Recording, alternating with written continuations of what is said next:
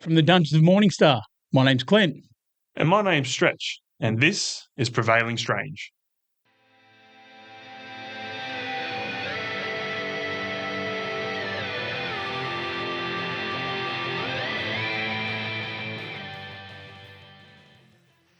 So, mate, our first episode. It's been a couple of weeks, so we've been working flat out in here. Yeah, it has taken a while to come to fruition. Come out of left field. You hit me up. You go, I want to do a podcast. You can talk shit underwater with mouthful of marbles. But, dude, I'm so excited to be here and doing this with you, especially. Yeah, it's going to be an interesting thing going forward. I kind of hope it becomes a thing, but this is more just for fun, really. It is, man, yeah. I am just building the studio with you has been fun. Yeah. So this is just going to be the jam on the peanut butter sandwich. It'll be quite nice if we find some people that enjoy this. Yeah. But if we don't, oh well. Oh, I like talking to you anyway. Yeah. So I'll do it whether there's cameras or not. Yeah. We actually went and seen a movie last night as research.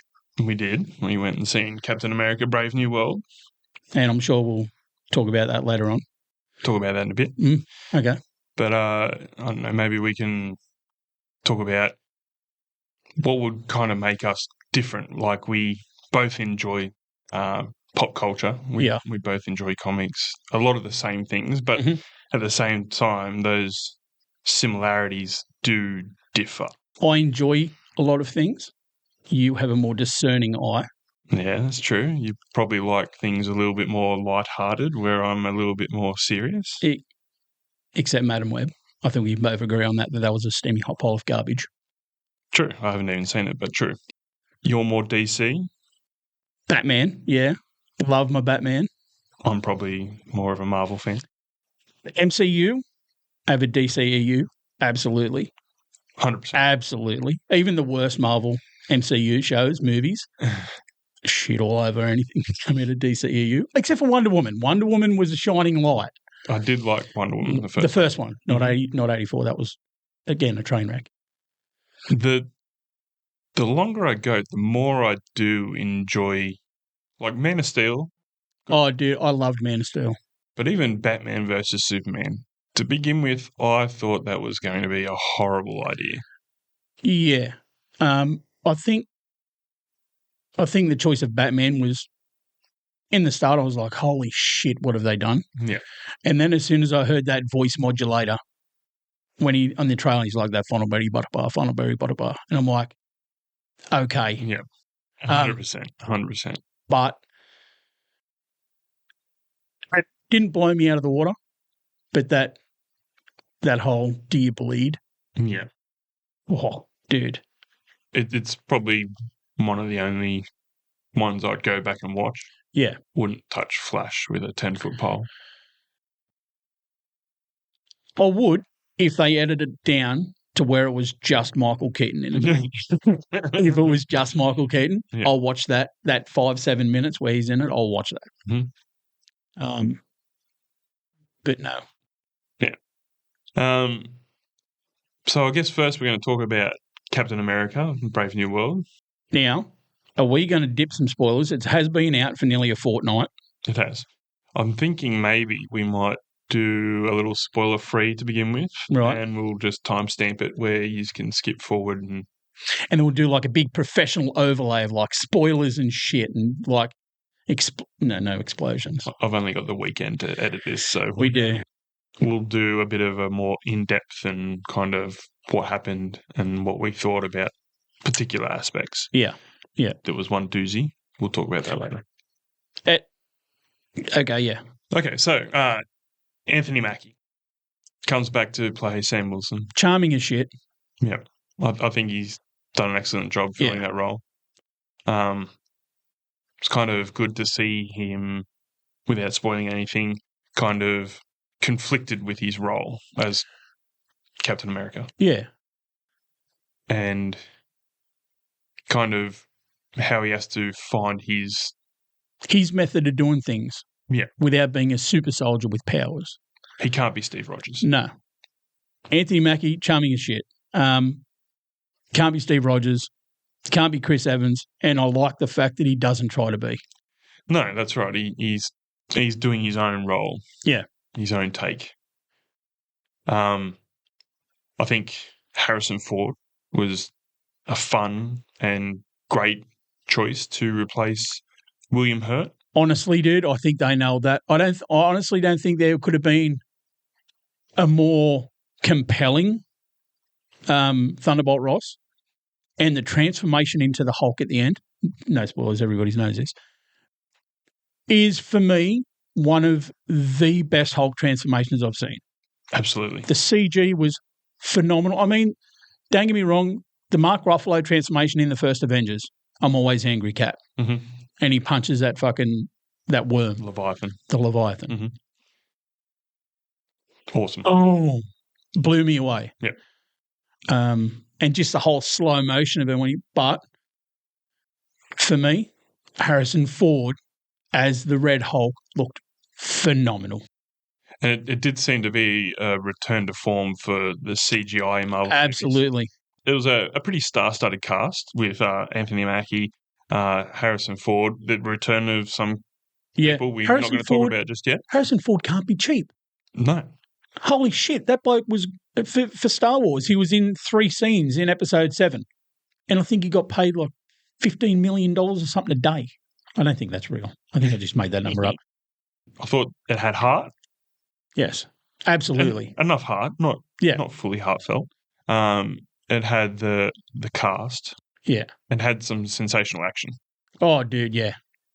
What would you give it out of 5 stars? I think after all the shit that's been going on Disney Plus, I think this was a dead set return to form. I was a fan of The Falcon and Winter Soldier. I liked that show. I thought it was funny. I thought it had heart as well. Anthony Mackie, again, charming as shit, going back to his crawfishing days. Mm-hmm. Buggy Barnes trying to sleaze onto his hot sister. Hilarious. I legit think it was an absolutely entertaining film. Yeah. I would dead set give it a solid 4 stars. Personally, as much as I am a fan of comic book movies, I can't rate a comic book movie on a scale that I would rate other movies. So I think I would have to have a comic book movie scale, superhero movie scale, and I would have to have a movie scale. Okay. Okay. Yeah. All right, I got you. Because they're completely different beasts. Yeah, you can't put Interstellar up against this. No, not at all. Right. No way. I think I'd give it a 3.5 stars. Nice. Solid. Midway. It's good. It's above good. Absolutely. It's above average. It's good. It's not great. It's not endgame. It's not... Not much can be. Yeah. It's solid, though. Absolutely. I agree with you. Okay. As for a spoiler-filled breakdown, the elephant in the room. Yes. There is no way. No way. That Sam could have caught that flagpole. No. It went through a fucking brick chimney on the White House, and let's face it, the White House isn't built shoddily. It's not made out of plaster of Paris. That shit's secure. That pole went through it and didn't dint or bend, and Sam Wilson caught it midair, being swung by the Hulk. Considering the Red Hulk looked pretty fucking strong. Did you notice the scale changed? I did. More and more he got angry. Chef's kiss. Yeah. Loved it. And did you notice that so when he was in amongst the rose petals the cherry blossoms, when they were touching his skin, they were burning. Mm-hmm. He's letting off that heat like he does in the comics. I was hoping for the flame hair, but can understand why they never went there. I think that in a movie, I think they would have cheapened it a little. Yeah. But when his clothes were burning off. The fact that he kept his pants while strategically placed. I mean, if you're going to get hot. But no, they stayed true. And yeah, that was pretty cool in the transformation where it wasn't just the clothes tearing off, they actually burnt off. But it was pretty cool to see those little touches. I agree. I like how well the leader was manipulating the whole situation. Yeah.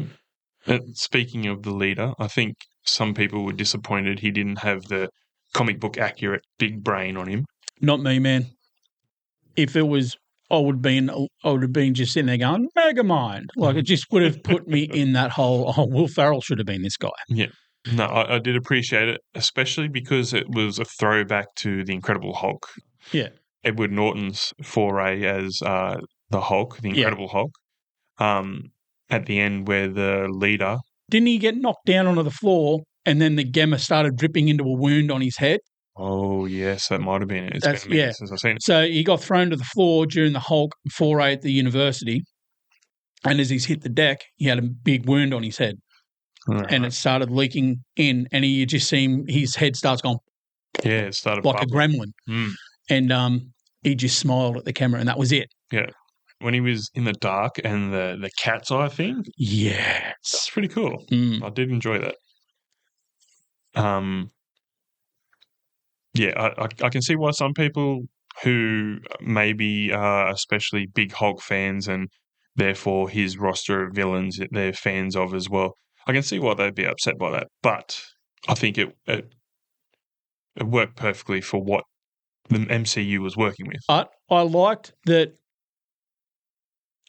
it didn't just have a bulbous head for the sake of having a bulbous head. It was just the fact that his brain had grown so large that it had beaten the constraints of his skull. And the fact that the whole way through it he's saying, yes, the probabilities of this. I've analysed the probability of that. I know this to a certain degree, to a certain percentage. I think, what was his name? Sam Stearns? Stearns, I believe. Stearns, yeah. I think he was a good villain, man. I think he was a good villain. Yeah, I thought so too. He was in the shadows, literally and figuratively. Yeah. Pulling strings. Kind of something that maybe Marvel has been missing for a while, where most of their big bads are out in the open. Yeah. They're doing things where everyone can see them. It was good to kind of have a lower tier. And more of an like an espionage sort of thriller sort of thing, like, oh, there's something happened with the presidency. It's like there's backdoor deals getting done and, you know. Mm-hmm. And another villain that was put in, he was added after the movie had finished. Giancarlo Esposito as Sidewinder. Yes. Brutal. The no bullshit take of just a bloke out. Like, and he even says to Sam Wilson countless times, like, the next time we face each other, you're not going to walk away. I'm going to kill you. It's not like the Joker and Batman was, I need you. I need you. We have to be together. I'm never going to kill you. I am excited to see where he might pop up in the future. Mm-hmm. I think he might be a reoccurring character. I wish he was our Professor Xavier. Yeah, I do. You mentioning that. I mentioned that last night. Yeah, that's going to be an interesting thing in the future. Who's going to play Professor X? If they go that route and bring back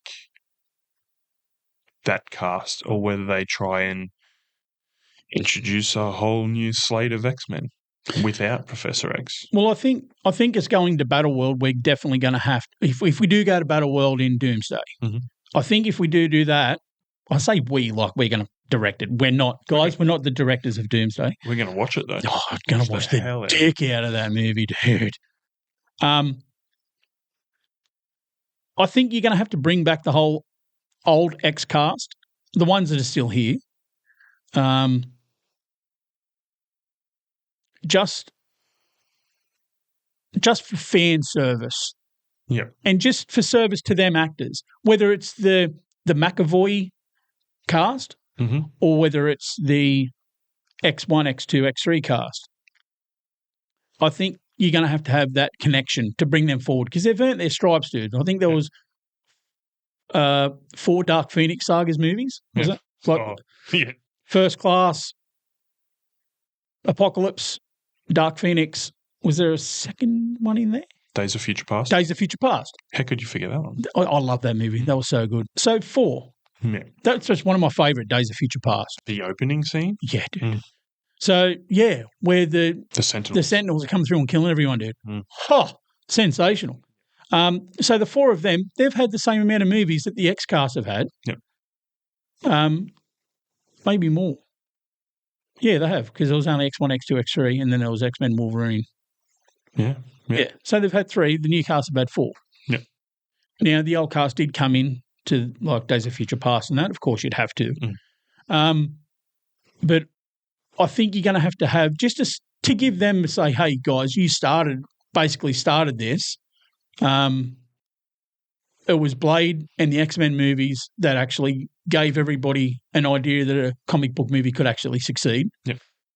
So I think have going into the future, you're going to have those there, at least as a flashback or a tap back. And it's just to say, hey, we've come from here, we're here now.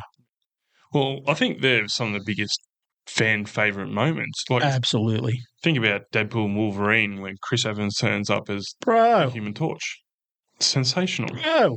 We had the returning cast of Blade, Elektra, Gambit. Well, no, he didn't return.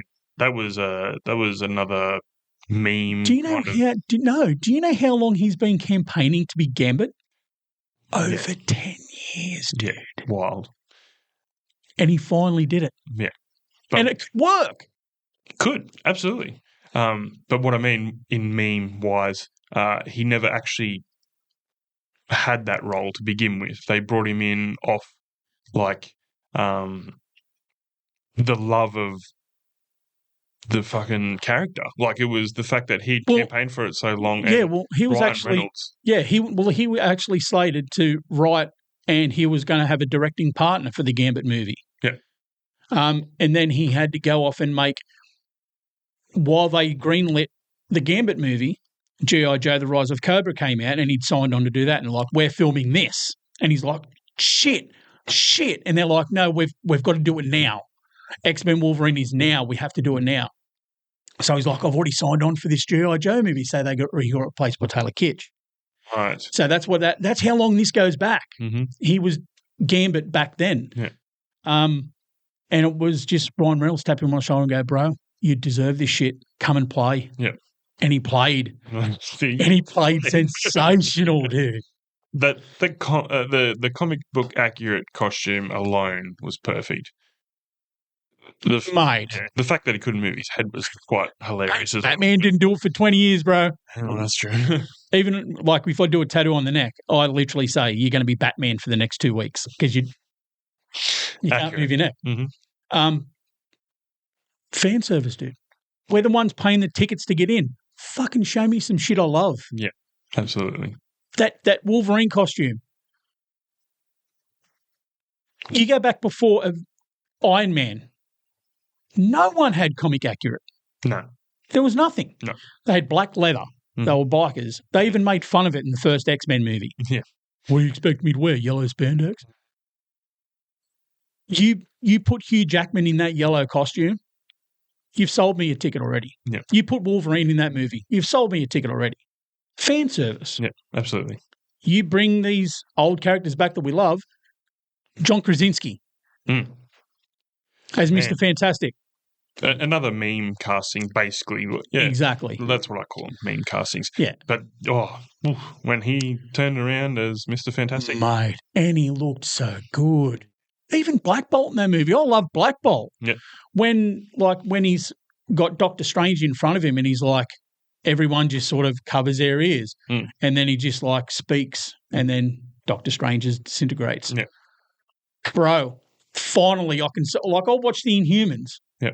He doesn't fucking speak the entire time. Oh, really? But that one scene where you see the absolute power of Black Bolt is like, holy shit, yes, give me more. Yeah. I want to see Black Bolt more.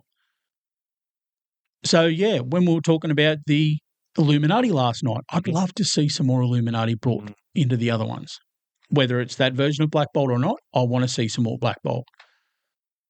But, yeah, the comic book costumes are really just chef's kiss, man. They're killing it.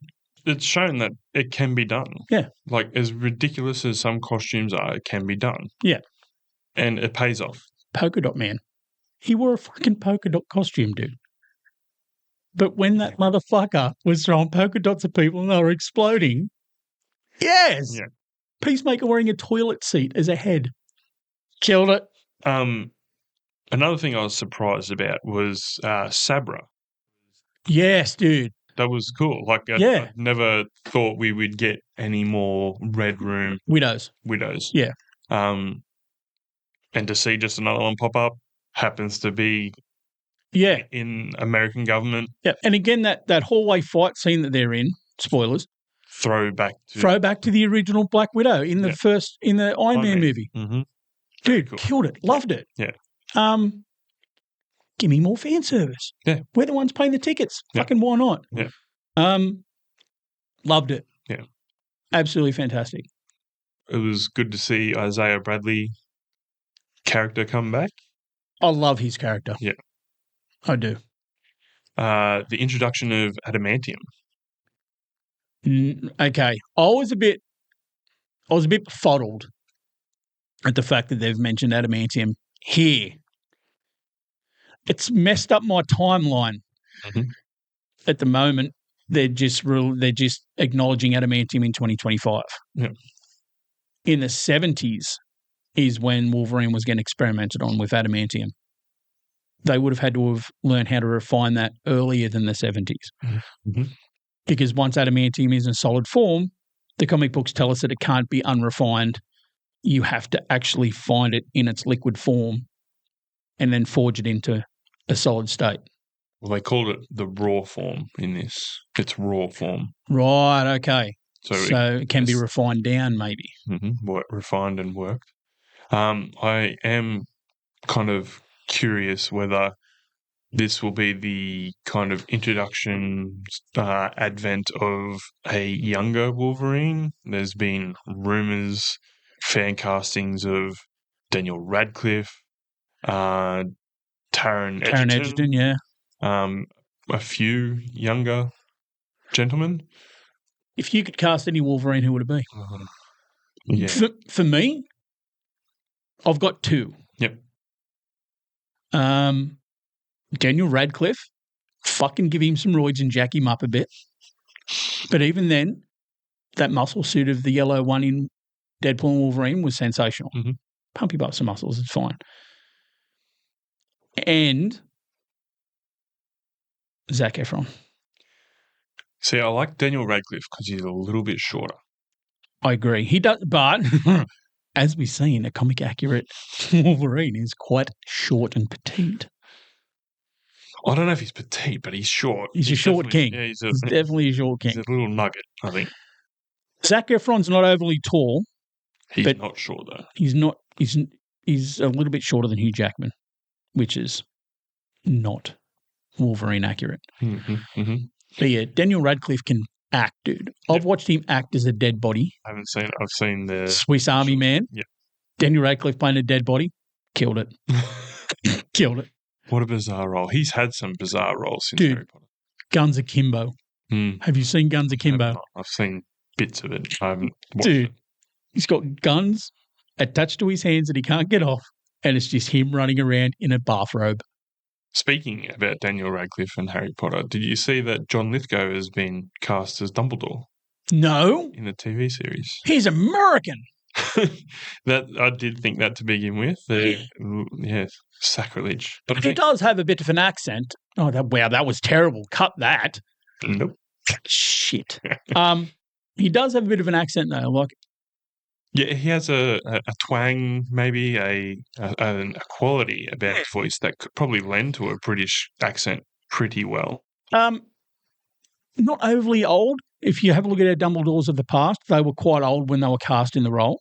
I think, what did he say today? I read that he was kind of surprised about receiving the role, and that on the rap party he will be in his 80s.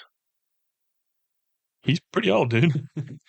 But yeah, cast your Wolverine. Oh man.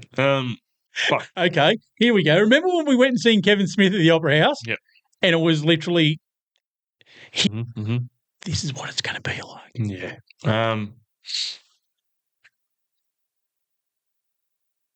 I will probably blurt something out further on in this show. It will just be left field, and I will probably think of something. Okay.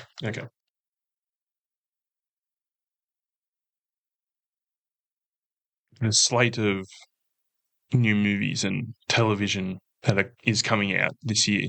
I'm pretty excited for. There's a lot to look forward to. Yeah, absolutely. I think you were particularly interested in Reacher, which is out now. Mate.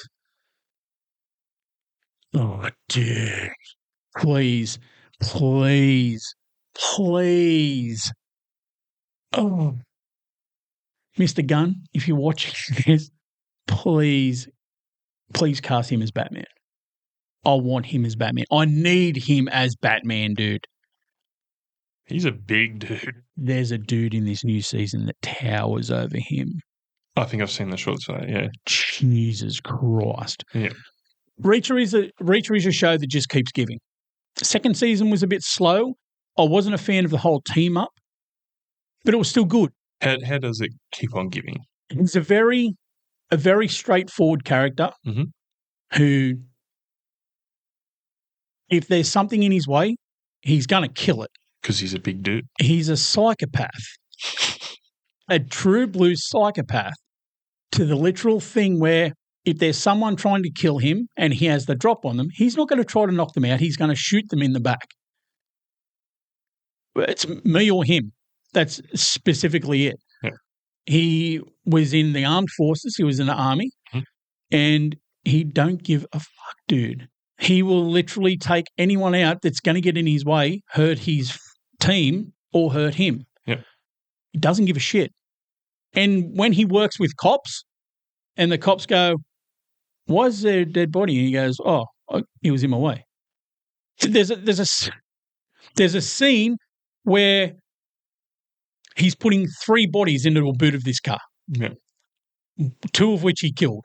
As he do. He couldn't fit the last guy in, so he's like, "Oh, I could just put him in the back seat."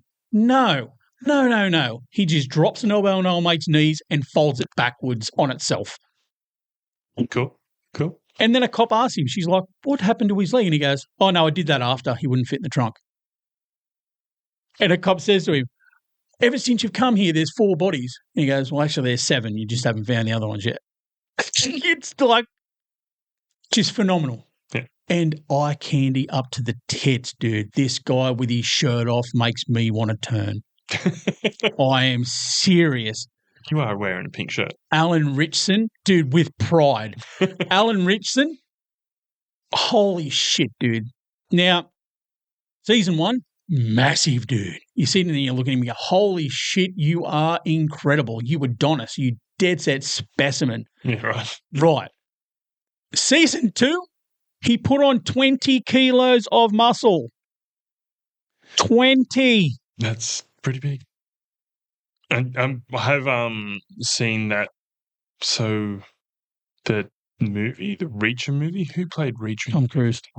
That's right. I love Tom Cruise as an actor. Yeah. Don't get me wrong. There was a lot of complaints about his size, how he didn't compare to the books, how it wasn't quite accurate. The books are great. I listen to audiobooks, and the narrator on Audible is just terrible. Someone else needs to read them books. The movies, if it wasn't Jack Reacher, would have been good. If it wasn't called Reacher, it would have been good.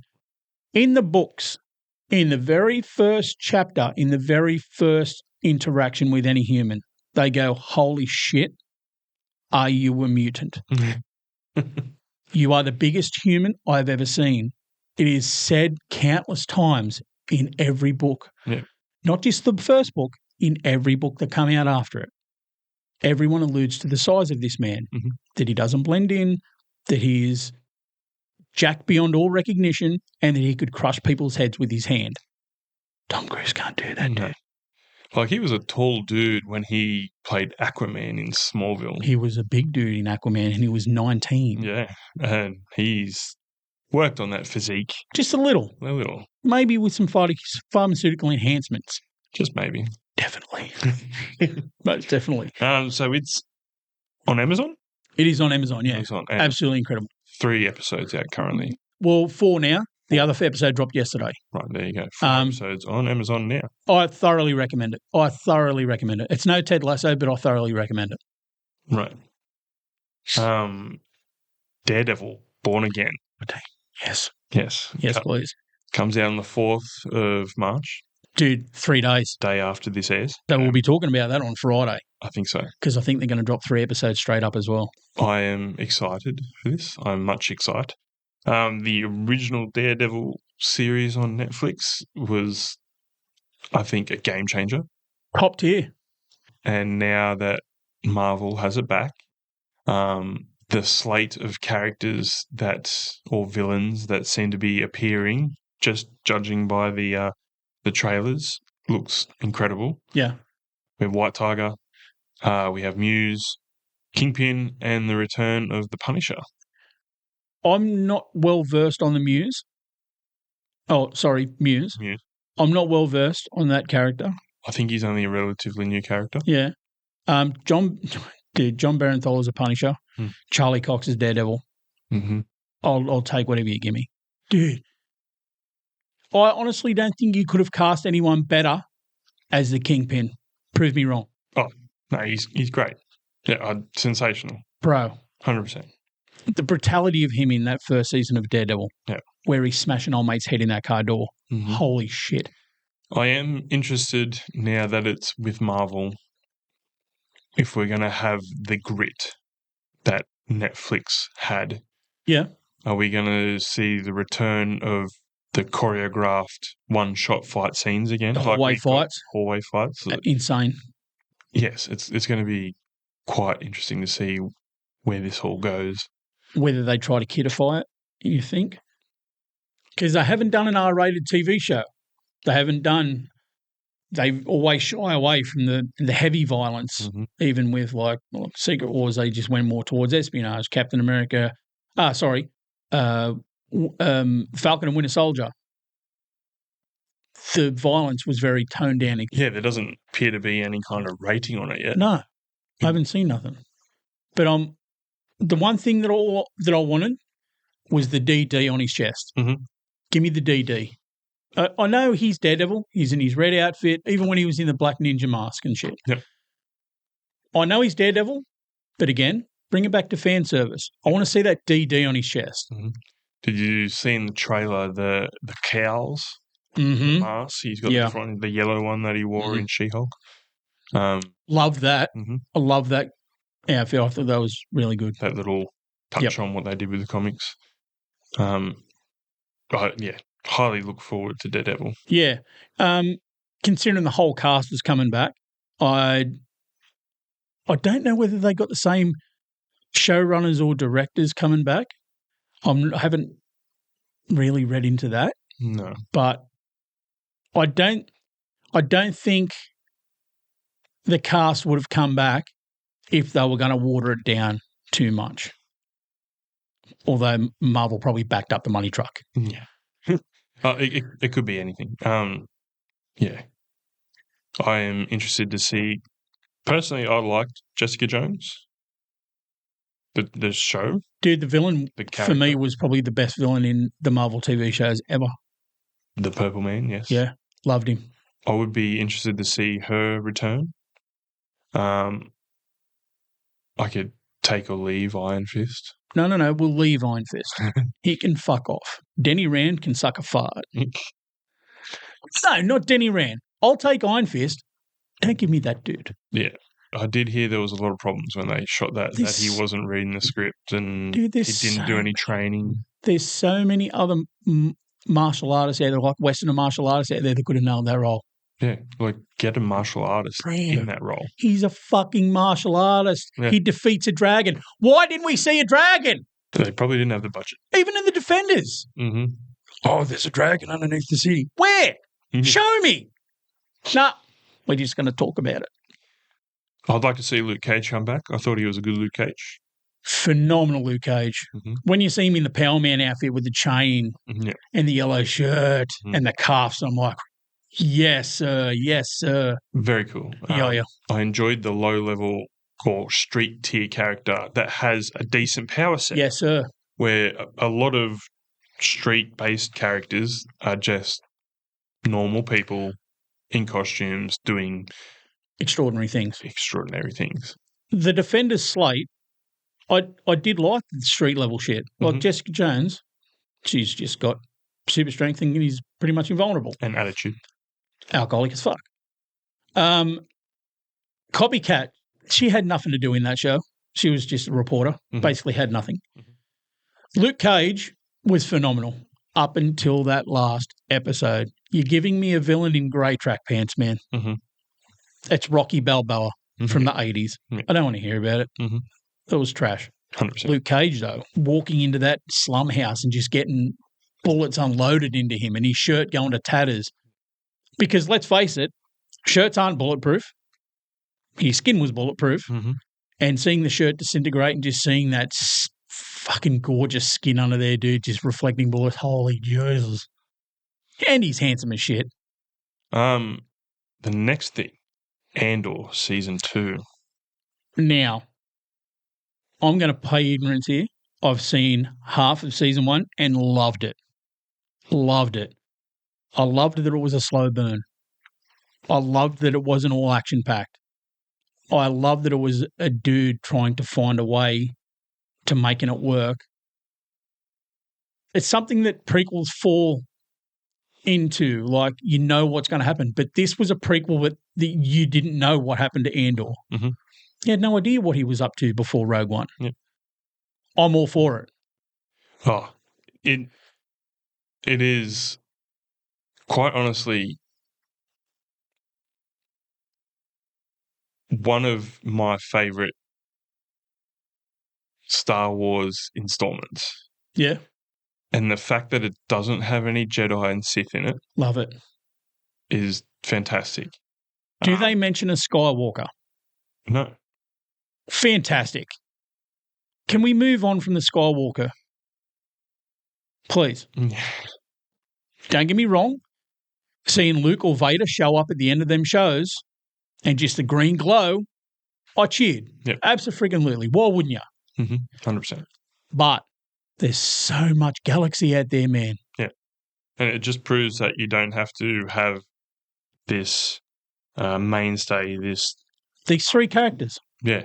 Darth, Luke, and Leia. Fucking forget them. Move on. Yeah. You can write stories that belong in a world, pre-existing world, and have a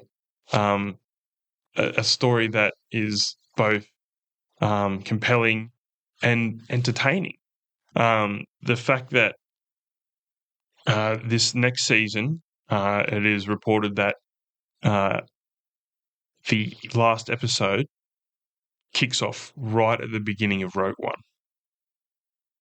So at the beginning of Rogue One, you see Andor running the streets, and he gets the information off old mate. And then there's that big firefight. And then I believe he shoots him and then he goes up. So in the same way that the very end of Rogue One is the Vader invading. That unforgettable scene. Yeah. Yeah. Sensational. While they had that seamlessness to it. Yep. Where it led straight into A New Hope. A New Hope, yes, absolutely. They're going to do that with the TV series. So it's kind of suggested that when you sit down to watch the last episode of Andor Season 2, probably have enough time to watch Rogue One. Perfect. Yeah. All for it. But again, you see the slightest snippet of Leia, which the de-aging was done, I thought, pretty damn well. That fucking Vader scene at the end where he just wreaks havoc, dude, and you see the brutality of Vader and the power of fucking Darth Vader. In Rogue One we're talking about, obviously. Yeah. Yep. Phenomenal. But I'm all for not having, in Andor Season 2, not having them at all. I don't believe we're going to get anything. We're going to get the backstory on K2SO. Perfect. Man. My dude. Yeah. My dude. I'm very excited for that. He is by far my favourite droid in the entire Star Wars universe. Alan Tudyk. Alan Tudyk is a phenomenal voice actor and a phenomenal actor. K2SO. Yeah. Loved it. Yeah, I am very interested to see how he falls in with Andor. Yeah, because he didn't show up in Season 1. He did not know. One of the best things. Do you know the survivability ratio that we're going to be facing here? It's low. It's low. Very sarcastic, yes. Yeah, I love it. So that comes out on the 22nd of April on Disney Plus, the same as Season 1. Daredevil Born Again.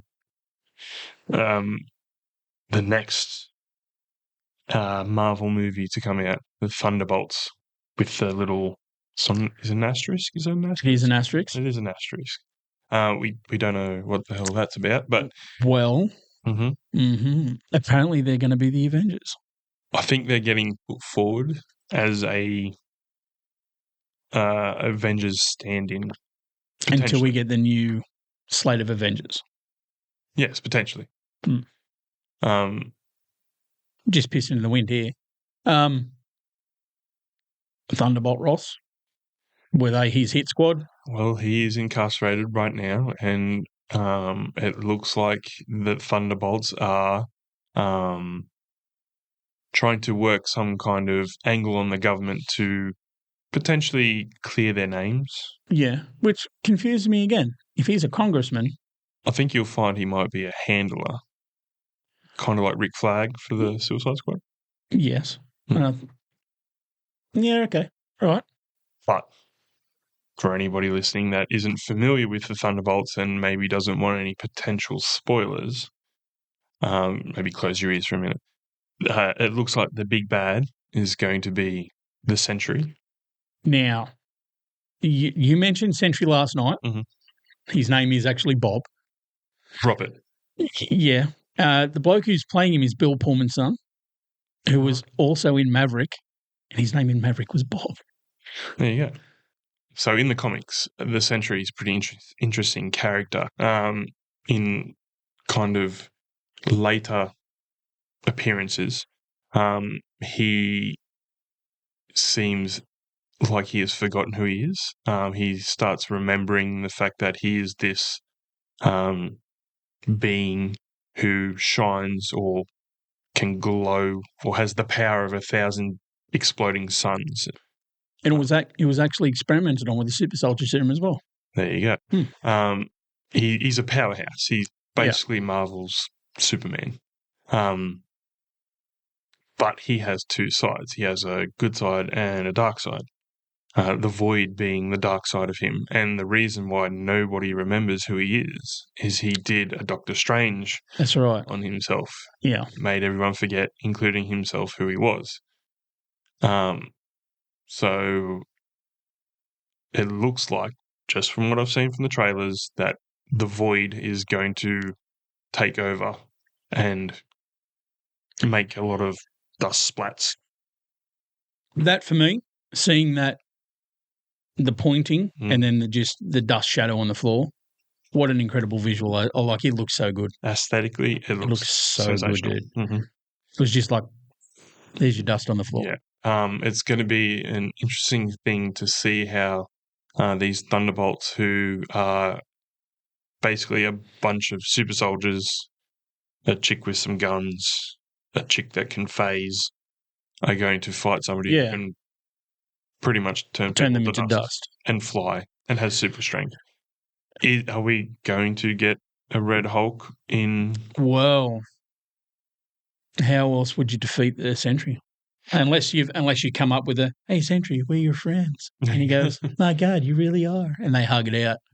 But how do you beat someone with the power of 1,000 exploding suns harnessed within a person? It's going to be interesting.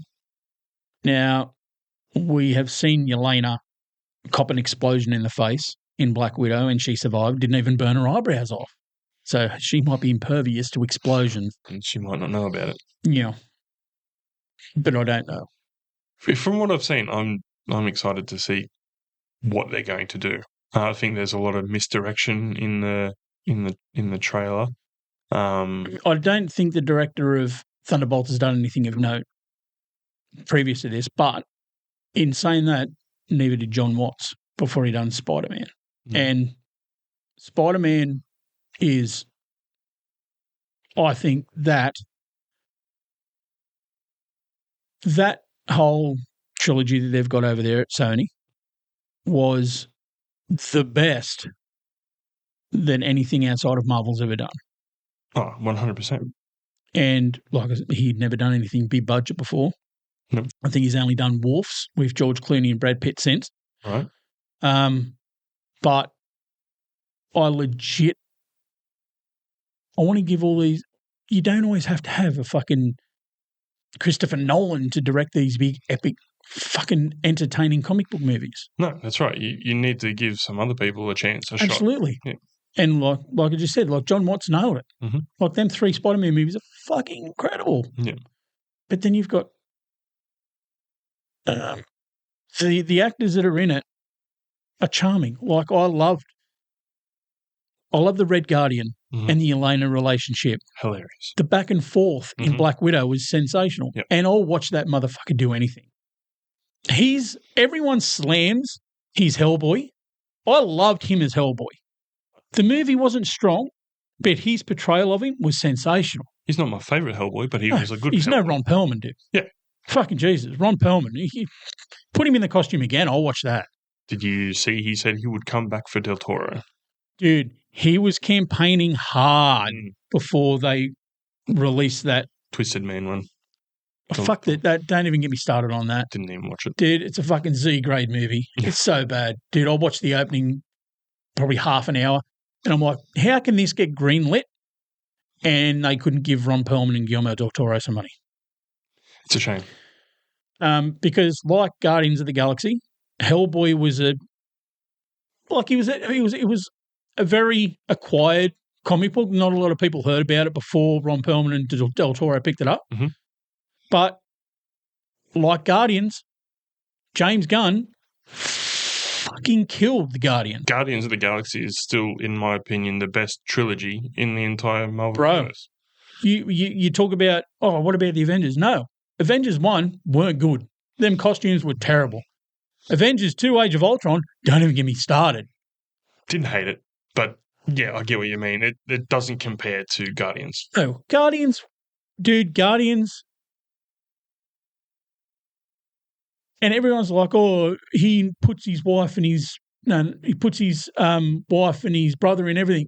Dude, Sean Gunn at Yondu's funeral, and he's just cheering his doll off that all the Ravagers were there to celebrate Yondu and shit. Yeah.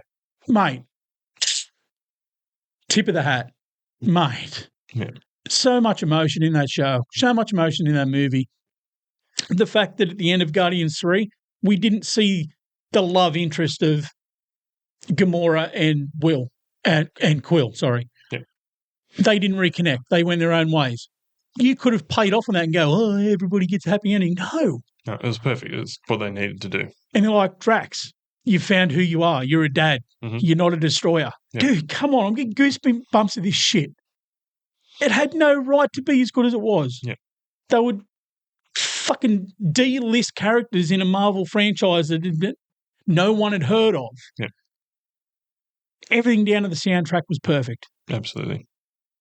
And you can see why they've put him on as the head of DC. Mate, they backed the truck up to that bloke, man. Yep. Back it up. 100% makes sense. Whether it pays off, I don't know. Dude, like I said, I'm not a Superman dude. Mm-hmm. I was a Henry Cavill Superman dude for the simple fact that Man of Steel was grounded as shit. I liked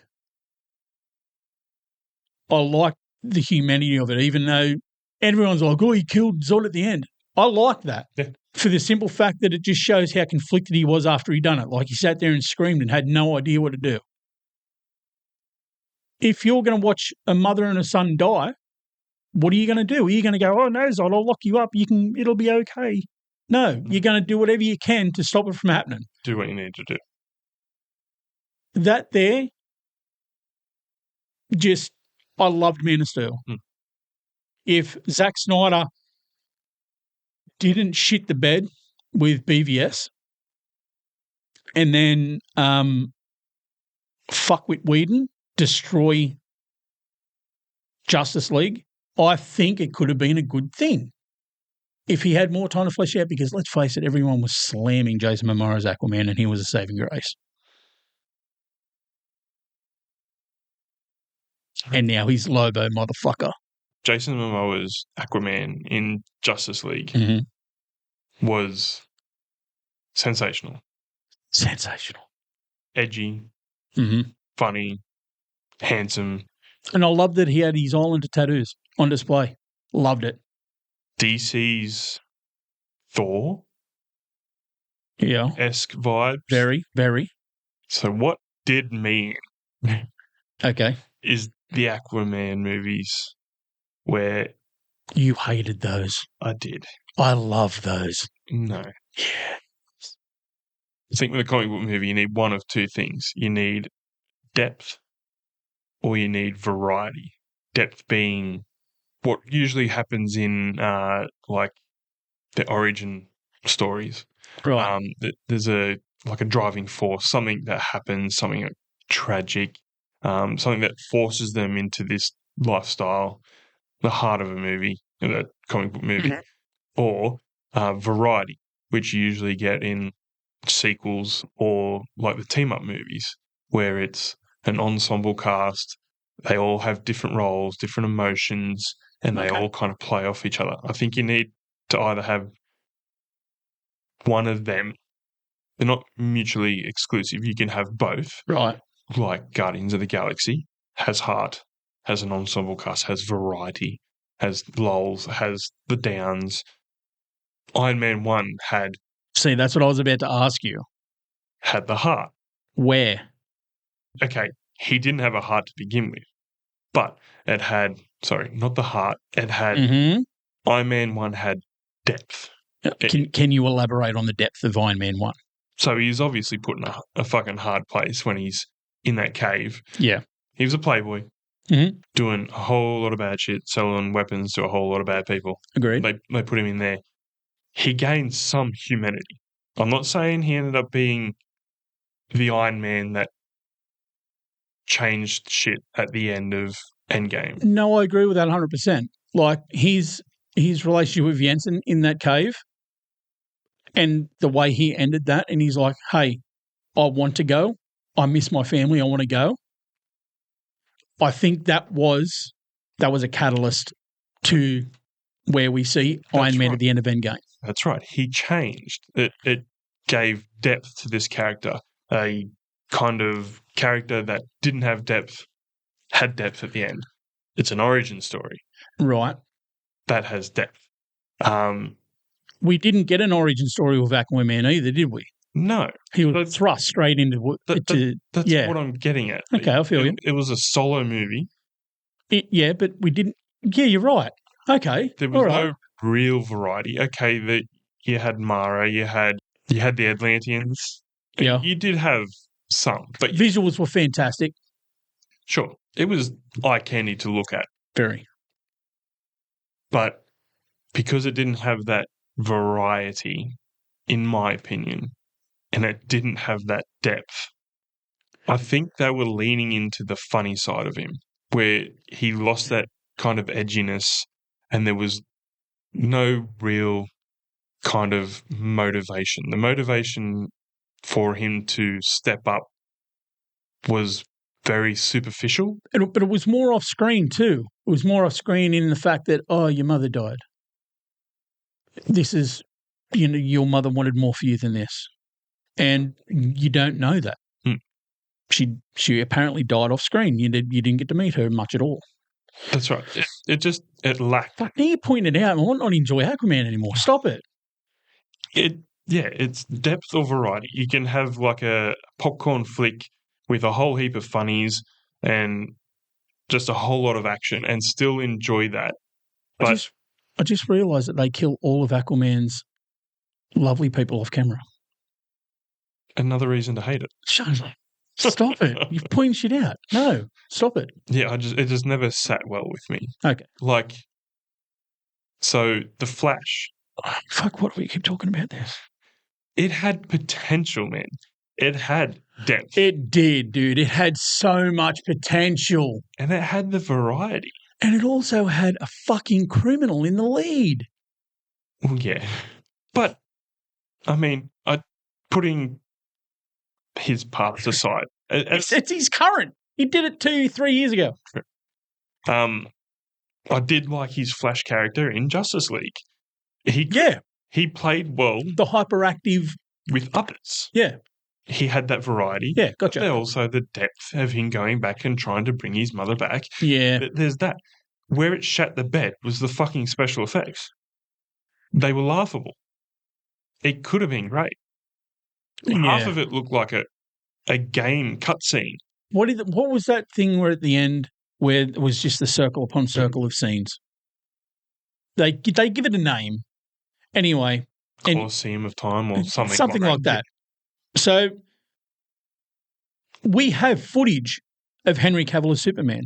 We have footage of Wonder Woman. We have footage of Christopher Reeve as Superman. Mm-hmm. We have footage of Nicolas Cage as Superman. Why did you have to do this uncanny valley fucking bullshit? Legit bullshit, dude. You look at it and it looks like it was done on fucking paint. Yeah. It's such a big budget movie. And it weren't a small budget movie, dude. It was big budget. I understand backing up the money truck to Michael Keaton to come back as Batman, but he would have done that for a packet of chips, dude. And that was another thing. Like, they had that fan service of bringing Keaton back as Batman. It was... I mean, they even put fucking George Clooney in the end. It's fucking Batman. Come on. Like, it had all the right ingredients. Yeah, agreed. They needed to polish it. Yeah. Don't polish it with shit. Well, that's the thing. That's what I'm saying. I don't think it was a turd to begin with. They just smeared it into a turd. Yeah. But Neve pointed that out. Like always, I have this whole philosophy. I want to check my brain at the door. I just want to go to be entertained. Movies like Aquaman, I just check my brain at the door. Movies like Endgame, I'm going to watch Endgame because it's the Endgame. I've been watching these shows for 20 years. The build-up. I want to pay off. Mm-hmm. And they fucking paid off. That's right. Endgame paid off. Like I've said, I've only seen that 4 times. Yesterday was one of them. Nearly all the way through it, I'm choking back tears while I'm tattooing. That's a fact, man. Mm-hmm. That show, that movie, down to the final words that are said by Happy Hogan, I'll get you all the cheeseburgers you want. God damn it. Come on, dude. That's coming back to the very first one where Tony Stark just wanted a cheeseburger. Absolutely. To say that to Morgan, come on. Come on. It's a comic book movie. It didn't have any right to be there. It had no right to do that. But it did. Guardians of the Galaxy was the same. DC has struggled to make me feel. However, we're going to talk about some later on anyway. The Superman Legacy trailer. Yep. Dude, it's a 2-minute 36 trailer that has sold me on the Man of Steel once again. Dude, Crypto, come on. He whistles to Crypto and he goes, take me home. And Crypto grabs him by the cape and fucking takes him. It's one of the things I dislike about it. No. Dude, come on. What's Crypto's backstory? Is he literally a dog from planet Krypton? No. It's just the dog that he grew up with his powers were transferred during a red sun. Man, so how are we going to get that in this film? There's that many. What I'm worried about is the sheer amount of stuff that's in there, even just in the trailer. If this is going to be like you said, it's got to have some substance to it. If this is an origin story, I want to feel something. I don't need to see him as a kid. Yeah. I've seen it. Yeah. The same as the Batman scene. I don't need to see his parents die no more. Well, they did it in the last Spider-Man. They didn't need to do it like last Spider-Man. No origin. Everybody knows. Exactly. You didn't see Uncle Ben die. Yeah. And they left. With great power comes great responsibility till the last movie. And Aunt May said it. Perfect. Yeah. And watching Aunt May die there, again. Didn't have the right. Heart-wrenching, bro, because he loved his aunt so goddamn much. Mm-hmm. The Superman trailer, it got me, dude. That original score, but it was like slowed down and amped up. It had more orchestral sort of ethereal sound, like it had no right to be that good. But for 2 minutes 36, it made me excited for a Superman movie for the first time in a long time, dude. I didn't even get excited for Man of Steel. I do hope that some of the costumes that appeared in the trailer get refined in post, because some of them looked pretty cheap. It looked like, can you remember the Captain America costume for Sam Wilson in the TV show? Yes. It looked puffy. It looked like it was made out of EVA foam. Didn't quite fit well. Exactly. Mm-hmm. I think that's with the David Corrin sweat of it. When he's sitting down doing his shoelace up, and it gets puffy. It doesn't look like it fits. It's not form-fitting, and it looks like he's just wearing a suit. Yeah. Hopefully it gets fixed up. Well, like with Captain America, the first trailer that came out, Sam, when he lands, his legs off to one side. Yes. It kind of looks awkward. They fixed that. They did. Excellent. Look great. Mm-hmm. There is room to do that. So I'm not ruling this out. I'm not shitting on it right now. I will see it. I'll definitely see it. Dude, it's James Gunn. It's James Gunn. Yeah. And it's called Superman Legacy. You think he's going to shit the bed with this thing? I really hope not. Oh, I hope not. Yeah, so that comes out in July. That's not too far off either. No. David Corrin Sweat was only announced in November. Yeah. That's moved quick. I think the last one you want to talk about was Twisted Metal. Oh, dude. Again, Anthony Mackie, charming as shit. And it's got Rosa out of Brooklyn Nine-Nine, man. Yep. Had no right to be as good as it was. TV show that came out of nowhere about an early 2000s video game on Sony PlayStation. Yep. You're like, how's this going to work? The game is you just drive around a small map with a heap of cars blowing shit up. How are they going to make that into a story? And they did. Yep. And they succeeded in it. Neve Campbell's in it. Really? It's entertaining and charming as shit. Graphic. Yeah, okay. Graphic. I'd imagine it'd have to be. But just a fun show, dude. Just a fun-ass show. Well, that comes out at the end of the year. And I'll be watching that. That'll be the second season. I'll be watching it. The first one is a warrant, man. I thoroughly recommend anybody to go watch it. I haven't seen many people talk about it. But if you look at the reviews and that on IMDb, it's pretty up there. Like 8 out of 10 and pretty consistent.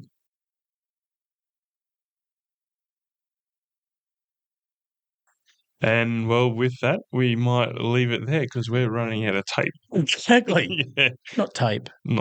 Digitally. We're running out of time. Yeah, that's right. But, mate, this has been fun for our first one. It has. It's been a good time.